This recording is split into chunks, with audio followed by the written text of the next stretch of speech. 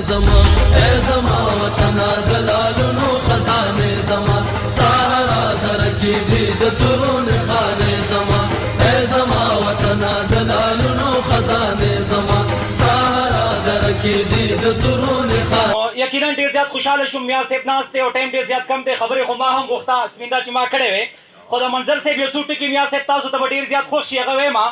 وایي که د سرتورو پښتنو میندو خیرې ولګي قسم په خدای که یا د سر او یا د خپې ولګي دا چې راکاږي د خپل سر ویښته په موټو موټو دا چې کافي رشوتې خار کې به لمبې ولګي که دغه میندې لیونۍ شوې نو دا یاد لره چې که دغه میندې لیونۍ شوې نو دا یاد لره چې د انصاف دنګو دروازو ته به تالې ولګي په هغه شپه به زما مور زما په کټ پرته وي په هغه شپه به زما مور زما په کټ پرته وي په کومه شپه چې د بنګلو په سر ډیبې ولګي زما د خور اختر زړو جامو کې بیا ووتو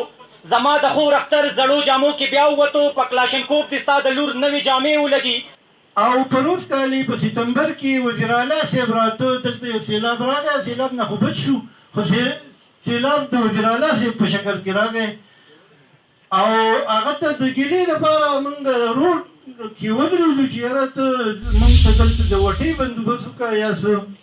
هغه یې بلا بچی ولګېد او په موږ ټولو په 10 کسانو باندې اف آی آرونه وکړو او موږ یې جیلونو ته ولېږلو او اکسیویټر یې راولېږلې او د هغه جدانو ګلونه یې وران کړو. زما دا څومره ملګري چې دي دا هم په دې د هسپتال کالونۍ متاثرین په دې بینر باندې لیکلي هم دي. بیا د هغې نه وروسته چې هغه پرچې وشوې او هغه قیسې ټول وشوې زه بیا زما خو ګاونډ وم په دې ځای کې موږ تنګوان ولګول هغه د شپې ورپسې ایسي صاحب راولېږو هغه تنګوان یې تېم ویوړو پارټۍ سره ښېګړه کوي تحریک سره ښېګړه کوي نو هغه خلک شاملوي ځکه چې خلک شاملېږي قافله مضبوطېږي چې قافله مضبوطېږي نو د هغې اواز کې زور پیدا کېږي او چې زور پکې پیدا شي د خپل حق دپاره هغه اواز چې اوچتېږي نو هغه بیا خامخا ګټه کوي او چې څوک ورسره ظلم کوي نو هغه بیا تاوان کوي. دا ډېره ښه خبره ده چې نن تاسو په دومره ګڼ تعداد کې را جمع شوي خدای شته ما وې زه به نورې خبرې کوم خو چې دلته ستاسو د غم داستان ما واورېدو داسې ده لکه چې کربلا وي. دا عجیبه خبره ده چې دلته به سیلاب راځي او د سیلاب نه پس په تاسو واړه واړه کاڼي راغونډوئ خپل کور به جوړوئ او بیا به هغه کورونه تاسو له ورانئ او بیا به چې کوم دی تاسو ته وایي د دې ځي نه ځئ او تاسو به د هغې د حق دپاره اواز اوچتوئ دی به لاټي چارج کوي او تاسو به چې کوم دی جیل ته بوځي. دا خو داسې ده لکه چې کربلا ثاني وي. دلته چې کوم دی په تاسو یو کربلا تېره شوې ده خو ای ګرانو ملګرو دا خبره واورئ چې په کربلا کې تاسو ټول داستان وګورئ نو ټول ظلم یزید او شمر کړی دی او تاسو هغه ظالمان حکومت جوړ کو او حسین رضی الله تعالی عنه چې کوم دی سر قلم شو حکومت د هغه جوړ نه شو. تاسو وګورئ چې نن د حسین پیروکاران ډېر دی که د یزید. وطن زما دی پیدا شوی پکې ځیم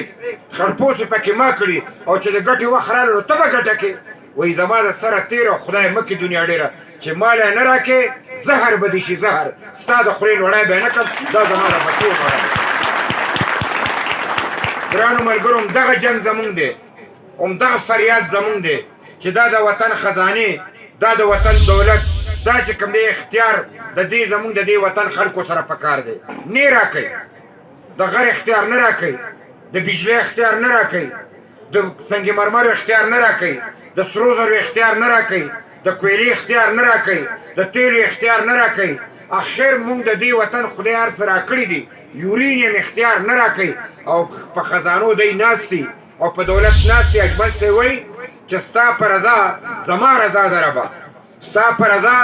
زما رضا ده ربه کاڼي هم نس پورې تړلی شمه خو چې بل ښامار په خزانه ووینم اخر انسان یم څنګه غلی شم. خلک حکومت ته زور کوي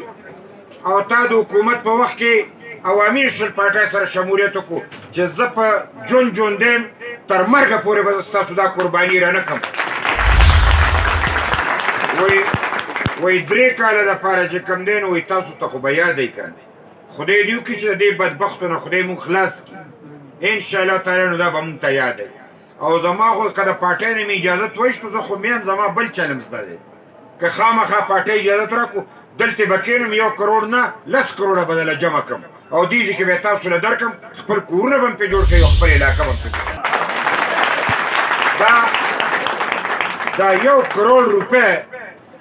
دا وزیر اعلی تا د پلار د کوره راوړي ته په خپل وطن کې پیسې لګې دلته نشې لګولی ته په خپل حلقه کې پیسې لګې هلته نشې لګولی ته د سوات وزیر اعلی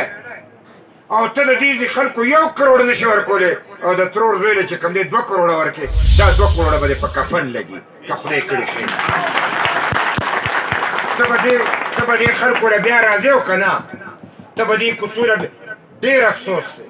دلته به یو میدان لګي دلته به یو الیکشن کېږي او دا خلک به دا خړې وردی کې به خل راځي او د ده دپاره به حالات هواروي نو چې ستا کور یې وران کړي ته به بیا رضا کېږي چې تا سره ظلم کړي ته به بیا رضا کېږي او زه وایم چې د سوات خلک د دې ځای نه خبر شي چې زما د بچو زما خویندې میندې د هغوی کور یې وران کړی دی د هغوی تنبوی چې کوم دی وران کړی دی زه به په دې خپل خویندو میندو غیرت نه کوم چې د سوات په خلکو کې نه چې په پښتنو کې غیرت وي او د عمران طرف نه سړی ولاړي په سپلو به ولي او اوټ به چې کوم دی نه شي